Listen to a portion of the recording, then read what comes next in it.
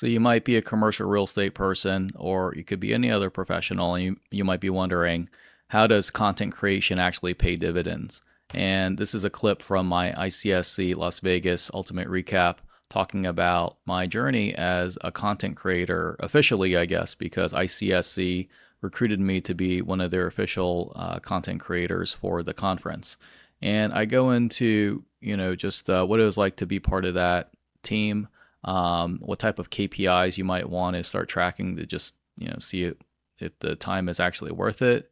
And then I go into a little bit about how I've seen other people raise money using their audiences and through their attention, because it's the economy of attention now, right? And then lastly, I talk a little bit about some use of Suno to make some fun music tracks and anthems and stuff. My name's Chen. I'm president of Saglo Companies. We own shopping centers across the eastern part of the U.S., 2.5 million square feet.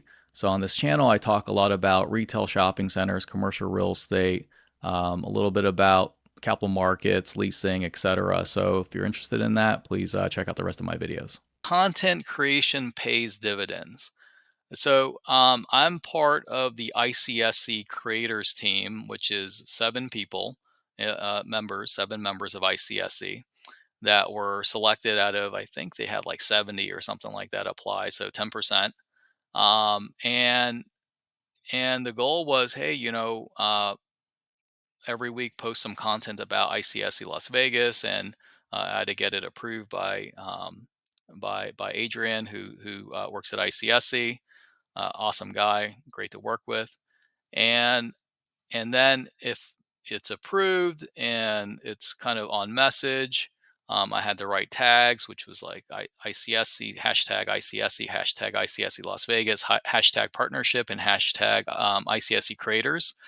Then they would reshare it, they would comment and like. So actually that did pretty well. I would say that program, and I'm mostly on LinkedIn, but I did a little bit on Twitter and on Instagram as well.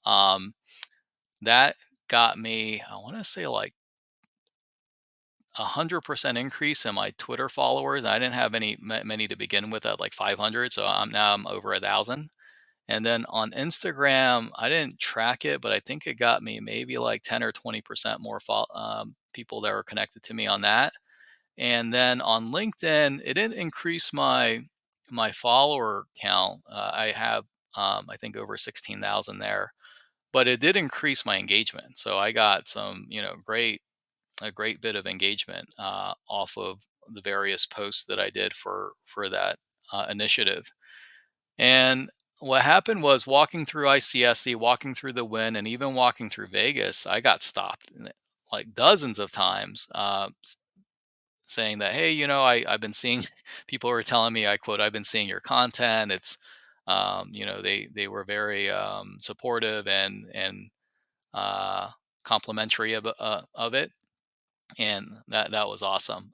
Now I got to try to figure out like the end result. I want to try to tie it to an ROI, or return on investment, both, time and mostly time than anything.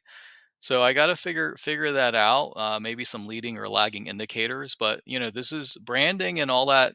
Specifically branding is a long game. So if it just opens the doors for me to be in a certain room, or be in a dinner, or be at some place where then at that point, now I was able to meet someone else, and then at that point I was able to do a deal.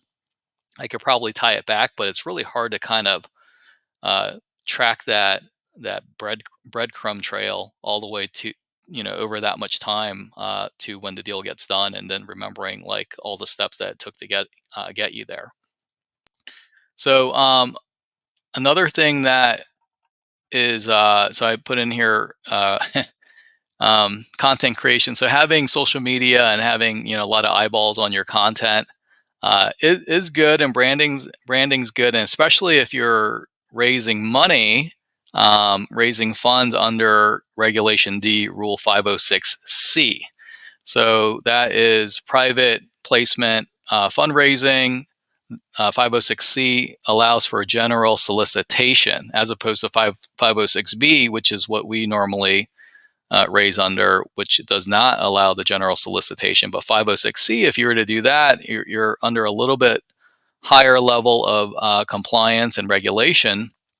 But if you did that, then you can kind of, do the Grant Cardone and say, hey, I'm raising a big fund. If you want to, blast it out on Facebook and social media and commercials, radio, whatever. At that point, having that branding and that social media can really, maybe more directly, you can measure that it's paying dividends. So we're not there yet. Maybe that changes. I did do crowdfunding, very early on, 2014, right after the Jobs Act. We crowdfunded 2 deals. And it was only 20% of the capital stack there, or not the equity stack, not the capital stack. But who knows? Right now we have a nice base of about 150 different friends and family investors. So perhaps, and they're always referring their friends and their family to also invest with us. So maybe we can just continue raising funds under 506B, which is you don't have to do the third party accreditation and some of the other hoops that you have to jump through. In any case, and last point on number 3 on content creation is that what I realized using Suno AI, Suno AI, is that it's surprisingly good. I don't know if you check out my LinkedIn or my YouTube. I have them on both. On YouTube, I actually have a playlist called CRE Music, and and if you listen to the music that I put together, and I think I'm going to do a whole nother YouTube on it, actually, on how to create music on using AI, because a lot of people ask me about it, so I might do a separate video on that. The music's surprisingly good, so I'm going to have you listen to it yourself and let me know what you think in the comments, right?